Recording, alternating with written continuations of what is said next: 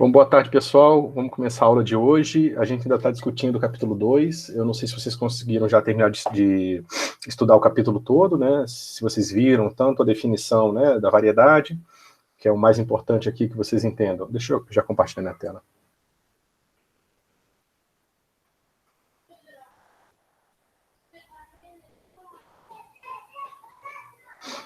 Bom, o mais importante aqui desse capítulo, para vocês entenderem, primeiro, é a ideia do que é uma variedade, né? Naquele sentido que eu já cansei de falar para vocês. É uma maneira de pegar um espaço mais complicado e representar ele localmente com coisas que a gente sabe trabalhar, que no caso são espaços RN, né? Espaços reais, né? De quadras ou trios ordenados de números reais. A gente usa toda a estrutura que a gente conhece nesses espaços, tanto a estrutura de diferenciação, né? Soma, um conceito até de espaço vetorial, dependendo do caso, pode ser usado para induzir estruturas digamos, conectar as informações dessa variedade, que é um objeto um pouco mais complicado. O segundo conceito importante desse capítulo, e talvez crucial para vocês entenderem os operadores diferenciais, o que eles significam, como que eles se conectam com dinâmica e posição, é vocês entenderem a ideia de espaços tangentes, né? O espaço tangente aqui, ele introduz, lembrando vocês um pouco daquela coisa que vocês viram lá em Cálculo 3, né? Não sei exatamente se é esse curso que se vê isso aqui na UEL, mas em geral é Cálculo 3 ou alguma coisa similar. Você vê análise tensorial, e na análise tensorial você começa a diferenciar o vetor que dá a posição no espaço, né, quando você usa coordenadas cartesianas, do vetor que representa uma velocidade. Né? E principalmente porque o vetor que representa a velocidade está geralmente associado a um ponto do espaço. Não faz muito sentido você levar ele para a origem. Né? E quando você desenha 2, 3 vetores de velocidade, geralmente você desenha um espaço cartesiano separado para colocar eles. Né? Então, no fim, o que essa ideia intuitiva está dizendo para a gente é que esses espaços tangentes, eles, na verdade, são espaços separados daquela arena que a gente usa para descrever os pontos no espaço, né, que é o espaço euclidiano. E pior, quando você vai para uma análise em variedades, em que a sua arena não é mais o espaço euclidiano, ele pode ser qualquer outra coisa, ou qualquer outra variedade, você nem tem mais essa estrutura de espaço vetorial no seu espaço original. Então, nem tem muito como confundir vetor posição com vetor velocidade, né? Então aqui ele faz um certo exemplo disso. E aí ele faz de forma, ele dá uma representação formal para o que é o vetor tangente. Para isso ele vai definir o que é uma classe de equivalência rapidamente, e ele vai dizer que a classe de equivalência de todas as curvas que quando passam por um mesmo ponto P tem a mesma derivada, né, em relação ao seu parâmetro T, né? Essas derivadas coincidem nesse ponto P, né, que é equivalente ao tempo T dessa curva. Quando isso equivale numa carta, você diz que aquelas duas curvas são equivalentes, naquela relação de equivalência que ele está introduzindo aqui. Todas as curvas que são equivalentes via essa relação de equivalência formam uma classe de equivalência. E essa classe de equivalência, como eu falei para vocês em outra oportunidade, ela, na verdade, ela não diz que as curvas são em si equivalentes em algum sentido, mas, na verdade, elas extraem das curvas aquilo que é equivalente entre elas, e que, no caso aqui, é a informação sobre a tangente naquele ponto P. Né? A gente viu isso, da definição agora, isso forma um conjunto de pontos, né? Cada ponto sendo um vetor tangente. A gente está chamando de vetor, mas ainda não tem uma estrutura de espaço vetorial, então, em princípio, você só tem essa coleção de classes de equivalência. Né? Aí, nessa segunda parte aqui, 233, que é onde vocês começaram a ter mais dúvidas, ele introduz um conceito de soma e multiplicação por escalar, né? Então aqui ele mostra como que você pode definir a soma de duas curvas, né? Ele faz isso usando uma carta específica, φ, e tem como exercício mostrar que, por mais que na definição original, a classe de equivalência definida pela soma de duas classes de equivalência seja escrita em termos de uma carta, essa definição em si não depende, ou seja, você pode usar qualquer outra carta para fazer essa soma, e a classe de equivalência, não a curva vai ser diferente, mas a classe de equivalência resultante vai ser a mesma, tá? Mesma coisa vale para a multiplicação por escalar. E veja, aqui, o que ele está fazendo? Aquilo que eu falei para vocês agora há pouco. Se vocês não veem a seta do meu mouse, não, né? Não. Não. Tá, então vai ficar meio ruim marcar em PDF, mas eu acho que não fica tão ruim. Então vocês veem que aqui, olha o que ele está fazendo. O meu sigma, se vocês lembram bem, ele é uma função que leva um número real, né, entre menos epsilon e epsilon, em um ponto da variedade. Né? Só que eu não sei somar pontos da variedade, mas eu sei somar pontos de Rn. Então o que eu faço? Aqui eu estou pegando o sigma 1, levando para Rn, sigma 2 levando para Rn e somando esses dois caras. Tá? E aí, agora, o resultado, eu preciso de uma coisa que exista na variedade, ou seja, a curva acontece na variedade, eu mapeio de volta via φ menos 1. Tá? Então, e aqui tem um certo truque, que é dizer que essa carta, ela mapeia o ponto P da variedade na origem. Esse truque, na verdade, ele é só uma simplificação do que o autor teve que escrever aqui. Porque ele, em geral, poderia escrever φ bola sigma 1 menos φ bola P. Certo? Dessa forma, quando passasse por zero, você ia ter o mesmo ponto ali demarcado. Você teria que fazer um certo ajuste para, na hora de aplicar o mapa inverso, o zero, né, que seria o P, voltar para o mesmo ponto. Tá? Ou seja, é uma simplificação, mas não muda, não tem nenhum impacto na essência do que está sendo feito. Então, aqui a gente usa um pouco da estrutura de espaço vetorial que tem no Rn para impor uma noção de espaço vetorial no espaço tangente. Tá? E aqui é importante, na hora que vocês fizerem esse exercício, vocês vão ver que para você mostrar que duas cartas diferentes resultam na mesma classe de equivalência, vocês vão ter que mostrar que se você pegar o φ menos 1 e φ aqui, na hora que vocês calcularem a segunda condição, que é da derivada em relação ao parâmetro da curva, coincidir, o que acontece é que a regra da cadeia, ou seja, a derivada de uma função que depende de uma função, a regra da cadeia vai fazer com que essa operação seja linear. Né? Linear naquele sentido que vocês estão cansados de escutar, né? A função aplicada na soma é a soma das aplicações, a função aplicada no escalar vezes o objeto é igual ao escalar vezes a aplicação da função no objeto e assim por diante. Então, o que acontece aqui é que essa estrutura de espaço vetorial, ela não consegue ir para a variedade, mas pelo fato de que o espaço tangente é definido através dessas tangentes que tem a ver com a derivada do parâmetro em relação à curva, na hora que você sobe a noção de espaço vetorial para o espaço tangente, aí aquela noção de soma se mantém. Você consegue fazer com que ela seja levantada para o outro espaço de forma consistente. A mesma coisa com a multiplicação por escalar.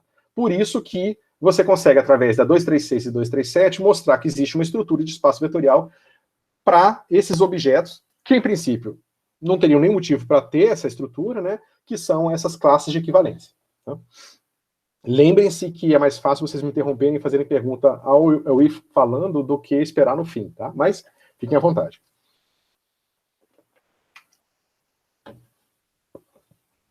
Então, isso mostra que quando eu pegar a união de todos esses espaços TPM aqui, eu vou ter o que eles chamam de um fibrado vetorial. Tá? O fibrado é quando você faz a união dessas fibras todas, onde a fibra é esse espaço que você está colando no seu espaço original. Então você tem o seu espaço original, que é a variedade M. Em cada ponto da variedade M você cola um novo espaço, nesse caso um espaço vetorial, e por isso esse cara se chama de fibrado vetorial.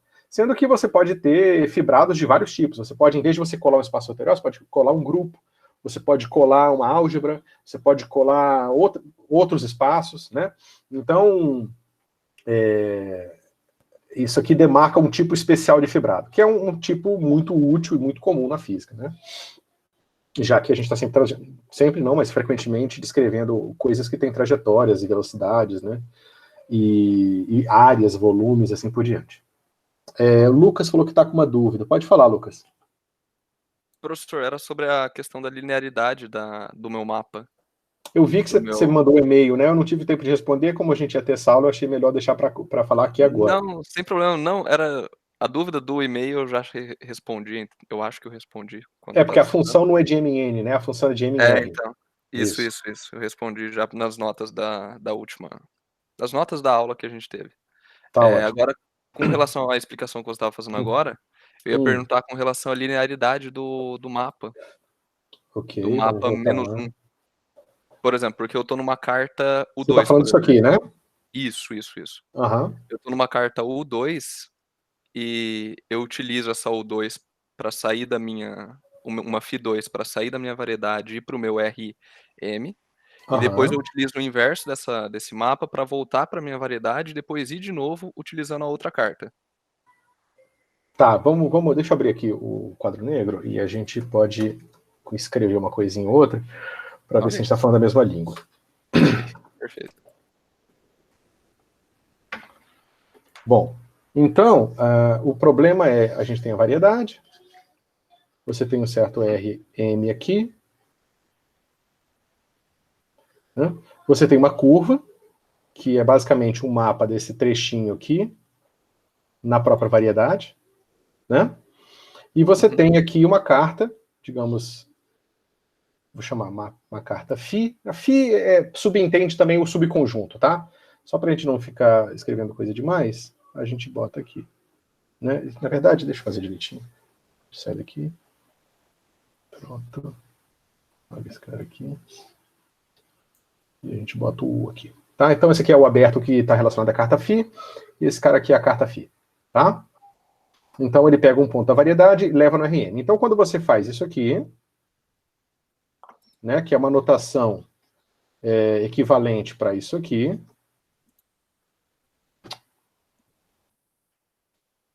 você está fazendo agora uma curva em Rm, tá? Certo. Então, quando você soma essas duas curvas aqui, né, vamos pegar aqui o Φ1, você pode muito bem fazer a soma dessas duas curvas, né? Você pega aqui Φ, bola, sigma 1 de T, mais Φ, bola, sigma 2 de T, e agora você mapeia de volta usando a mesma carta. Né? E você fala que a classe de equivalência determinada por essa curva é a curva que soma V1 mais V2. Tá? Você estava me perguntando alguma coisa sobre colocar mais cartas aqui, é isso? Isso, porque daí eu estou fazendo de uma outra carta, né? Eu não estou usando Não, o U, eu estou usando o 2. não. Não? Quer ver?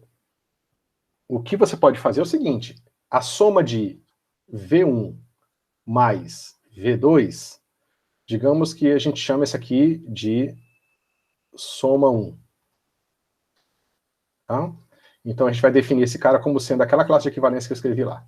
Φ menos 1, bola, Φ sigma mais Φ sigma 2. Tá? Eu vou omitir o T por simplicidade. Então você diz que esse é um conceito de soma, tá? Deixa eu melhorar aqui.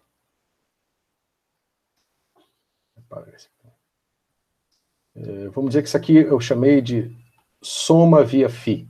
Tá? E agora eu vou fazer a soma via Psi. Tá? Então a soma via Psi, eu vou falar.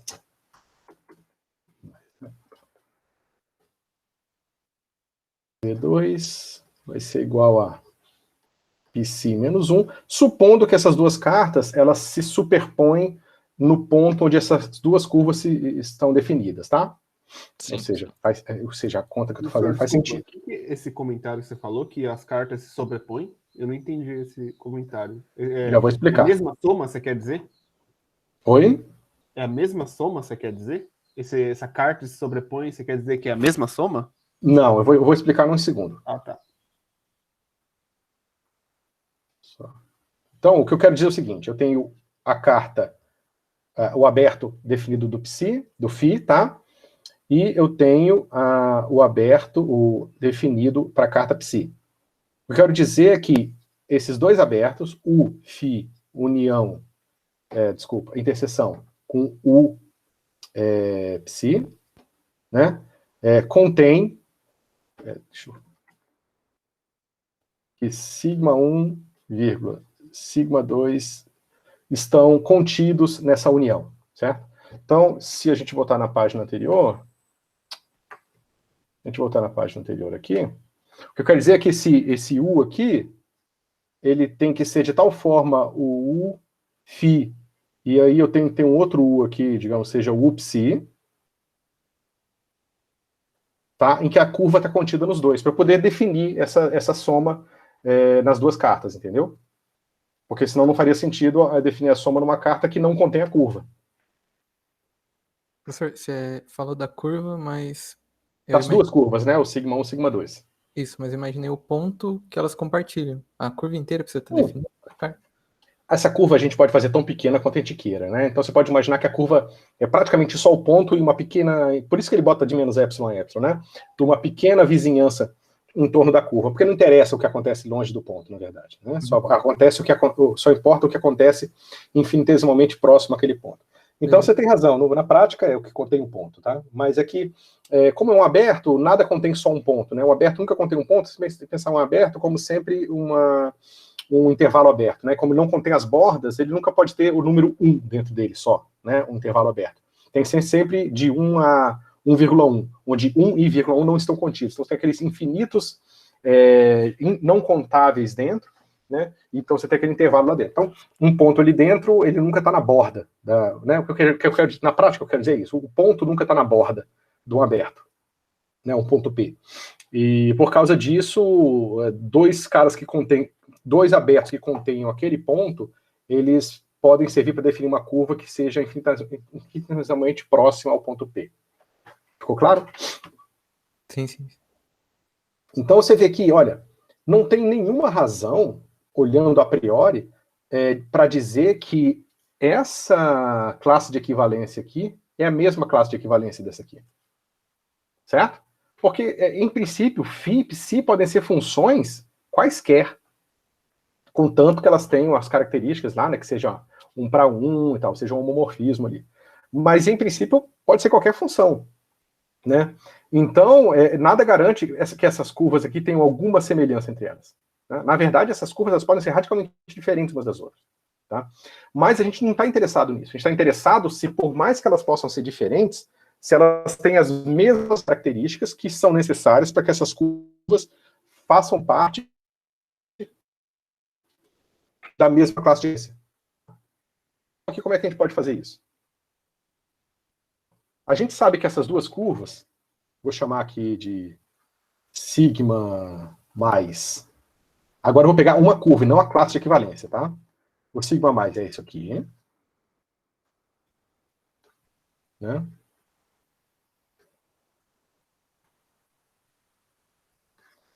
E agora eu tenho o meu sigma mais barra, que é esse cara aqui. Todos os alunos, ou uma grande parte dos alunos que eu passo esse livro, eles vão tentar o tempo todo provar que essas duas curvas são iguais. Isso está errado, você não vai conseguir fazer isso, porque elas não são. Tá? Então, eu quero ver se essas duas curvas diferentes têm as mesmas características necessárias para dizer que elas são curvas equivalentes. Né? Então, para isso, a gente tem que primeiro ver como é que fica sigma mais de zero. Né? Isso vai ser φ menos 1 bola φ p mais φ p. Né? Vocês lembram que sigma 1 de 0 é igual a sigma 2 de 0, que é igual a p. Né? Então, isso aqui é verdade. Esse cara aqui mapeia p em 0, como eu falei para vocês. Então, isso aqui vai dar φ menos 1 bola 0, né? Só que a gente sabe que essas cartas são inversíveis, então se φ leva P em 0, então φ menos 1 leva 0 em P. Então esse cara aqui é P. Então a curva mais no tempo 0 passa em P, e a curva mais barra, né, a curva soma barra também em 0, pela mesma razão, pela mesma conta, né, pelo Psi ter as mesmas características de passar em 0 quando P, né, para evitar só aquela complicação de notação, isso aqui também está em P. Então, se vocês lembram lá da classe de equivalência, para duas curvas serem equivalentes, elas têm que passar pelo mesmo ponto no mesmo tempo. A gente acabou de mostrar que isso é verdade. Então, o que a gente precisa fazer agora? a gente precisa ver o que acontece com a derivada dessa curva. Vamos olhar aqui o que eles impõem. Então, ó, tá vendo? A 232, ela impõe que a derivada daquela curva numa certa carta qualquer, que não interessa qual é igual à derivada da outra curva também naquele mesmo ponto, na mesma carta. Tá? Então, o que acontece aqui? Eu quero saber se eu calcular, eu posso pegar minha curva na carta, então eu posso pegar o φ bola V mais, né? E eu poderia usar uma terceira carta aqui, para fazer essa soma, tá? Para vocês verem que é realmente dependente da carta. Mas isso ia complicar ainda mais a notação. Se vocês quiserem, insistirem, eu posso fazer usando uma terceira carta. Mas eu vou fazer usando a primeira carta primeiro, tá? Então, ó, lembra, isso aqui é uma função de t. E esse cara aqui é um elemento de Rn. Certo? Então, isso aqui nada mais é do... Eu sei usar as minhas regras de cálculo para derivar aqui, né? Então, eu posso calcular muito bem del t, né? Isso aqui depende de Rm. Lembra que eu posso também usar aquele projetor U aqui. Tá? Então, isso aqui nada mais é do que... isso aqui tudo eu posso chamar de x, mi, de t. Tá? Bom, isso aqui como é que fica? Isso aqui vai dar U, bola, φ, bola, φ menos 1, abre parênteses, sigma 1 de t mais... Desculpa. Φ, sigma 1 de t mais φ, sigma 2 de t. Até aqui tá ok? Sim. Então, isso aqui não é nada mais do que... Pode falar. Pode repetir aquela definição que você está colocando lá em cima? Não sei se estou acompanhando. Acompanha direito. Tá, lembra, aqui na minha página anterior, eu defini esse sigma mais, tá? Sigma mais é simplesmente essa definição que o autor tirou, introduziu para definir uma classe de equivalência que vai dar a classe de equivalência que equivale à soma, tá? De duas curvas. E ela é definida dessa forma aqui, tá? São dois representativos de cada uma das duas classes de equivalência. E agora eu quero pegar esse representativo aqui, que é uma curva na variedade, ou seja, uma curva que, para dado um tempo t, ela te dá um ponto em m. Eu quero ver como é que ela se comporta numa carta, porque a segunda restrição é ver se as derivadas em relação ao parâmetro da curva coincidem em uma certa carta. Para não complicar a vida, eu não introduzi uma terceira carta. Eu poderia pegar uma carta agora, Y, tal, kappa, sei lá, qualquer nome, letra grega que eu quero usar aqui, para definir uma terceira carta e mostrar que essas derivadas em relação ao parâmetro são iguais nessa terceira carta. Mas eu não vou complicar a nossa vida, porque essa complicação já vai aparecer na hora que eu compor essa soma aqui na mesma carta φ. Tá? Então eu comecei por mostrar como é que fica a curva V+, na carta φ, tá? Só que em vez de eu pegar um ponto em Rm, lembra, eu posso pegar esse ponto em Rm e projetar em uma das componentes. Rm não é nada mais do que como é que se diz? As sequências ordenadas de m's números reais. Sequências ordenadas de m's números reais. Nada disso, nada mais do que isso. E o m é só o cara que pega a miésima componente dessa sequência ordenada. Não, sabe. Tá? Valeu, professor. Então, só para não confundir vocês, que eu comecei escrevendo uma coisa e depois terminei escrevendo outra, eu tinha que pagar aqui o m, porque esse mi faz com que eu esteja projetando só em um número real, né? Ok. Então, isso aqui é a identidade, porque é φ, né? E agora esse cara aqui vai me dar o x, então isso aqui nada mais é do que d dt de x1 mi de t mais x2 mi de t. Tá? Onde eu defini xi de t como u mi bola fi bola sigma i. Tá? Vocês conseguem ler nesse cantinho aí? Bom. Sim. Então, vocês entendem até aqui o que eu estou fazendo, né? Então, é bem simples. Essa aqui é simplesmente a soma de duas curvas em Rm de Maria. Então, essa soma é bem definida. Aqui, o operador diferencial, ddt, ele é linear, porque ele é linear em Rm, né? Então, quando eu fizer essa soma, isso vai dar nada mais do que ddt de x 1mi de t mais dt, aqui seria melhor usar o derivada total, de x 2mi, isso, de t. Tá? Então, isso aqui é a projeção na carta daquela curva, né? E no fim, eu tomo isso em t igual a zero. Isso é importantíssimo. Tá? Agora, vamos ver o que acontece com a segunda curva. Então, eu tenho o meu mais barra. Né? Se eu projetar ele agora na carta, eu vou ter o seguinte, eu vou ter aqui o meu... vou chamar isso aqui... Não. Eu vou fazer o seguinte, eu vou pegar o meu U, Mi, bola, Fi, porque eu quero na mesma carta, bola, o meu V mais barra. Né? E isso é igual ao quê? Isso aqui, escrever embaixo para ter mais espaço, vai ser U, Mi, bola, Fi, bola, Psi menos 1, bola, Psi,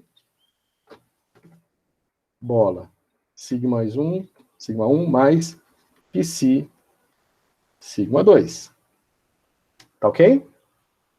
Bom, agora o que vai salvar a gente, pelo que eu estava explicando para vocês, é o fato de que a gente agora está usando um operador diferencial, né? Quando nós formos calcular agora, isso aqui é só a projeção do cara na carta, agora a gente quer a derivada temporal disso, né? Então isso aqui eu vou chamar de x, eu vou chamar de x mais barra, mi. Hã? Então esse x mais isso aqui, lembrando que esse cara aqui é o x mais mi, tá? Calculado em zero. Desculpa, esse cara já é o DDT dele. Bom, agora quando eu quiser, para calcular a derivada, para ver se realmente eles fazem parte da mesma classe de equivalência, eu preciso calcular isso aqui, do x mais barra dt, que é a derivada disso aqui. Para eu escrever essa derivada, eu primeiro vou pegar o seguinte, esse cara aqui, ó, é uma coordenada na minha carta original. Então esse cara aqui é tipo um x um x mi, né? Só que ele tá, o argumento dele é esse cara aqui, né? E quem é esse φ composto com esses dois φs aqui? Né? Veja, esse cara aqui, ele dá um ponto, desculpa, eu peguei errado aqui.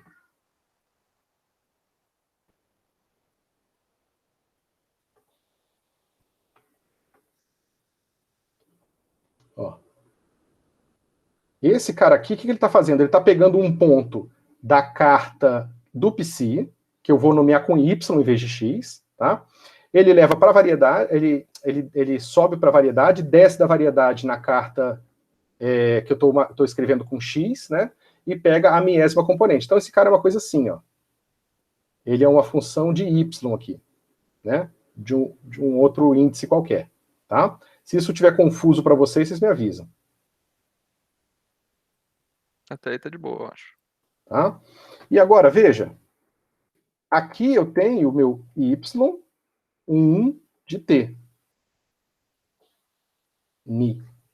Mais meu y2 de t. Ni. Esse ni tem, professor? Porque a projeção tá sendo feita só no final ali? Então, não, você tem razão. Eu poderia botar um par de projeções aqui e um somatório sobre ni, tá? Mas é porque depende da notação, você representa o argumento com um cara só ou com todos. Mas, digamos, a maneira mais correta é fazer isso aqui. Para só deixar claro que esse aqui é um ponto em Rn, e que está somando esses dois pontos em Rn, né? Sim. Para isso ser equivalente a essa soma aqui, sem nenhuma dúvida, tá? Essa soma aqui. Vocês não veem, né? Mas tudo bem. Tá. Então, veja, essa derivada aqui, ela é a derivada que vai atuar nessa brincadeira toda. Né? Então, agora, veja, isso aqui é uma composição de funções. Isso aqui não é verdade, não é verdade que esse x, essa coisa aqui tem uma propriedade distributiva. Né?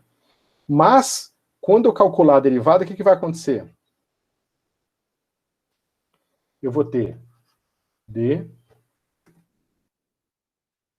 dt de x mi.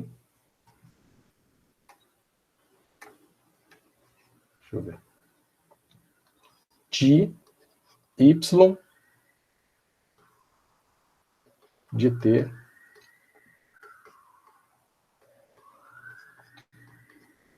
né?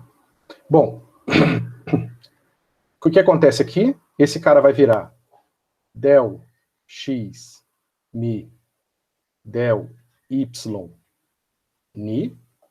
Deixa eu... Tem espaço aqui. Isso aqui vai virar somatório sobre ni de 1 até m de del x mi del y ni. Agora é a derivada do argumento, né? É a regra da cadeia. Então isso aqui vai dar del t do y1 ni de t mais o y2 ni de t. Então tá vendo o que aconteceu? E lembra, esse cara aqui está calculado no ponto y mi y igual a y1 mais y2. Alguma dúvida até aqui? Esse ponto que ele está sendo calculado. Porque o que eu estou imaginando é que esse del t, e o que eu fiz aqui, esse del t, ele vai ser, como é linear, então ele vai ter duas derivadas, né? Que é a derivada de y1 em relação a del t e y2 em relação a del t. Mas como esse del x mi, del x... Eu esqueci de botar lá, né? Você tem razão, pera um pouquinho. Eu acho que é isso, sua confusão. Ah, não esqueci não. Vai, fala, desculpa. Não, tá certo. E daí, como que eu vou comparar esse del x mi, del y ni, calculado nesse ponto, que é a soma desses dois, com relação a duas derivadas diferentes, que é del y1 ni e del y e dy2 ni. Mas continua, faça. Eu não entendi na verdade, não entendi sua dúvida. Continua, que eu acho que eu me precipitei. Tá. Então, isso aqui me dá a derivada da segunda curva, né? Usando a mesma carta, né? Para qualquer tempo t. Quando eu me restringir ao tempo o tempo t original, o que acontece aqui? O que acontece com essas derivadas aqui?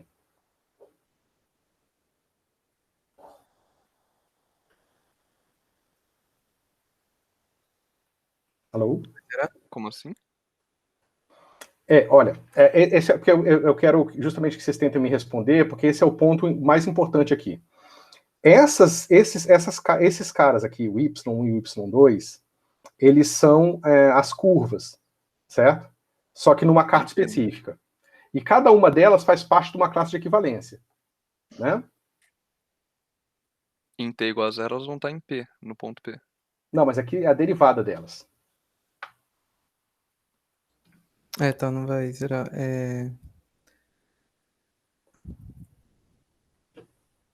Isso. Deixa eu seguir. Então, o que aconteceu aqui é que isso tudo posso escrever assim, ó. Soma sobre ni de 1 até m. Nossa. De del x mi del y ni, tá? Isso calculado na soma, tá? Del, desculpa, de dt de y1 de t, né? Ni. Mais essa outra brincadeira aqui.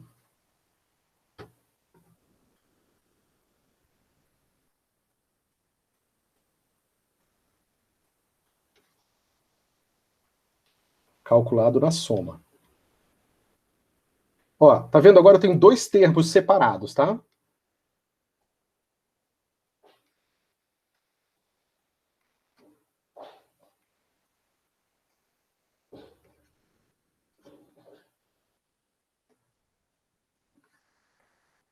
Até aqui vocês acompanharam? Sim. Quando eu calcular isso aqui em t igual a zero, esse cara aqui me dá a derivada que é igual em todos os termos da classe de equivalência do sigma 1, da classe de equivalência de sigma 1, lembra?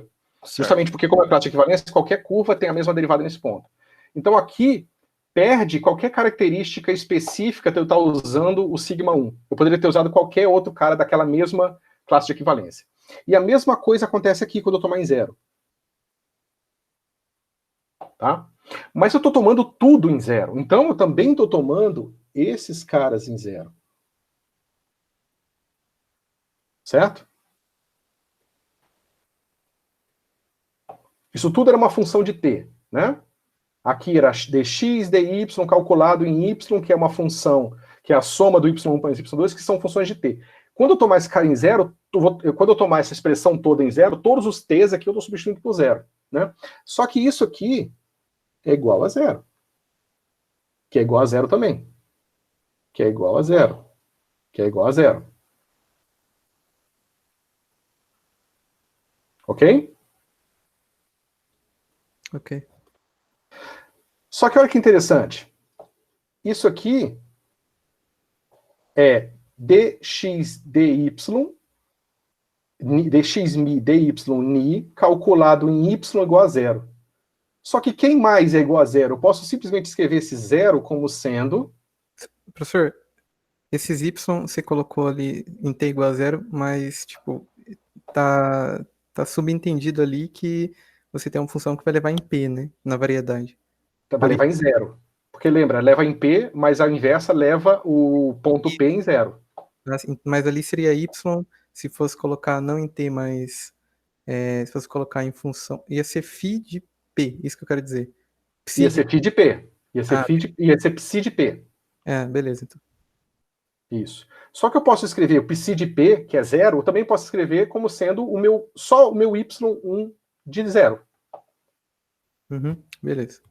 Tá? Nada me impede de fazer isso e nada me impede de escrever isso aqui também. Ó. Isso aqui é mais para vocês entenderem, digamos, o passo a passo, tá? Não, eu juro para vocês que eu não estou roubando. Isso aqui é zero, que isso aqui também é zero. Tá? Então, olha o que aconteceu. A minha expressão agora é assim. Soma de ni de 1 até m, del y mi, del y mi, tomado em y1 de zero, del y1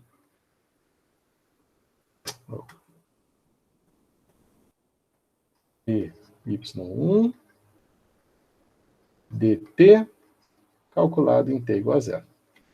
Né? Mais a mesma coisa aqui. Quer dizer, quase a mesma coisa aqui. 1 até m, del x mi, del y ni, y calculado em y2 de zero, né? dy1, dy2,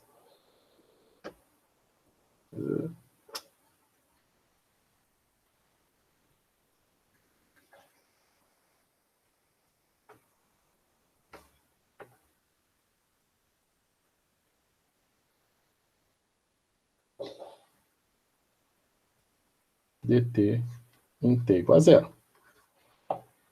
Certo?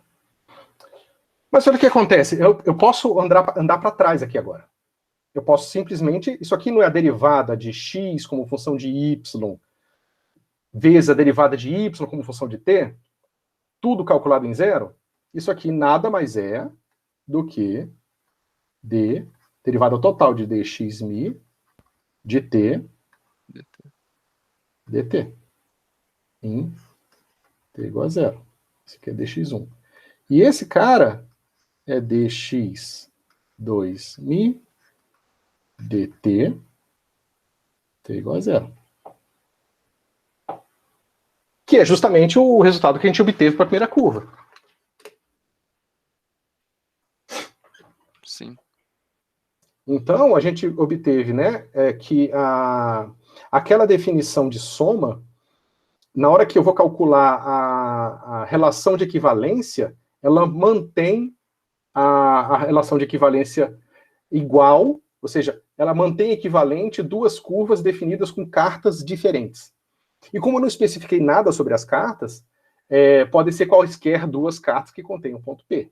Ou seja, não importa a carta que você use para escrever a expressão que está dentro do colchete de relação de equivalência, aquela noção de curva, de soma de curvas, é geral.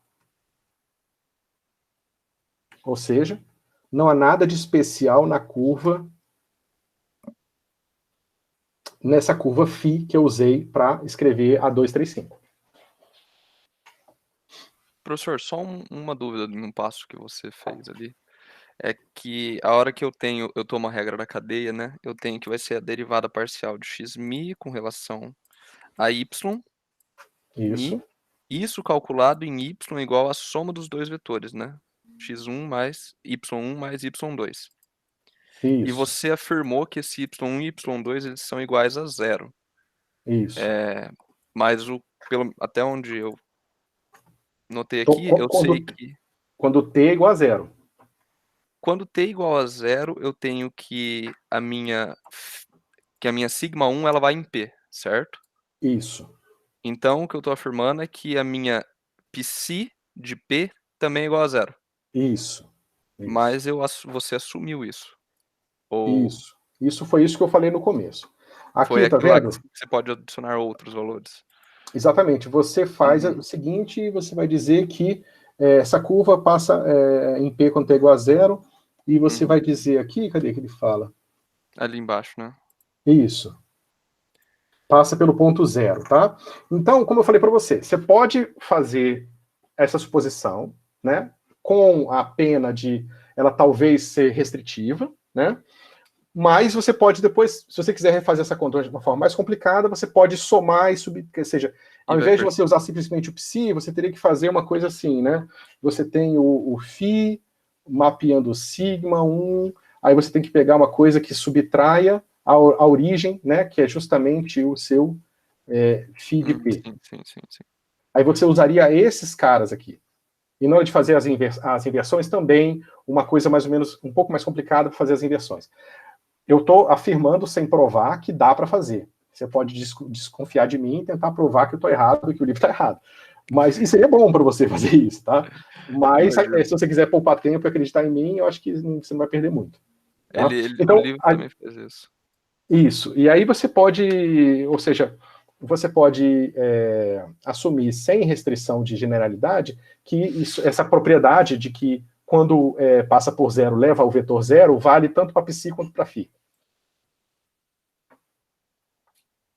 Entendi. Tá? E é por isso que você pode fazer. Essa conta estava clara para vocês e agora eu me repeti ou foi bom ter feito essa continha aqui com vocês? Para mim ajudou. Foi bom, sim.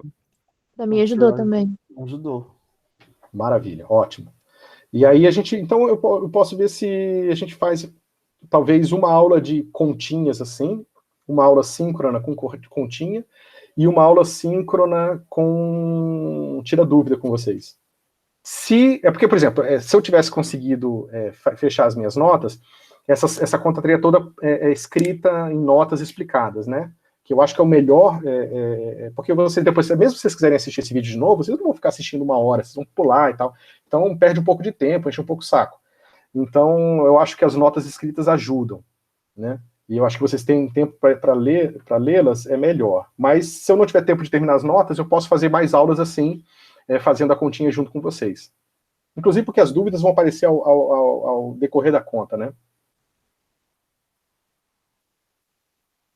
O que vocês acham? Legal, professor. Eu acho que dá pra gente esperar pelo menos uma leva, né, de notas pra gente tentar seguir, ver como funciona, e daí qualquer coisa, se a gente não conseguir acompanhar, turma no geral, a gente retorna daí pro esquema que você falou de ter pelo menos 1 hora com uma resoluçãozinha, uma explicação um pouquinho mais Detalhada, né? detalhada, isso. Também concordo. Maravilha. Pessoal, infelizmente, como eu falei para vocês, eu tenho que sair agora, que eu preciso me preparar para o seminário. Então, a gente se vê, a gente se comunica pelo quadro de anúncios, né, lá no Classroom. Eu vou botar as notas assim que eu conseguir terminar. As notas de eletro estavam tirando todo o tempo que eu tinha, mas agora que eu consegui terminar aquilo, essas notas vão ser mais simples, né, porque a nota de eletro, como eu falei para você, como eu falei para a turma lá, é uma condensação de muitas coisas, né, então realmente deu bastante trabalho para pensar numa maneira de condensá-las de uma forma que eu achasse satisfatória. Então agora eu acho que o meu tempo vai estar um pouco mais livre para as outras coisas e eu vou me adiantar nas notas. Beleza? Professor, Pode onde falar. que acha... Porque eu tô aqui na página do YouTube do Observatório Nacional e eles vai aparecer em algum lugar? Onde que eu consigo encontrar? Eu nunca sei no YouTube como é que eu encontro as lives, porque eles anunciam as lives, mas eu imagino que na hora que der 3 horas da tarde vai aparecer um link lá. Não, ok. Fechou. Tá? Mas eu realmente, desculpa a ignorância, eu não sei. Eu estava procurando um dia Sem da problema. Mariana que ela estava fazendo, eu também não encontrei, mas depois eu dei um reload e apareceu anunciado no próprio canal, né? No canal No do canal mesmo. Observatório Nacional. Isso. Ah, ok. Valeu, senhor. Beleza? Bem, pessoal, até a próxima. Tchau, tchau. Até mais. Tchau, tchau. Até mais.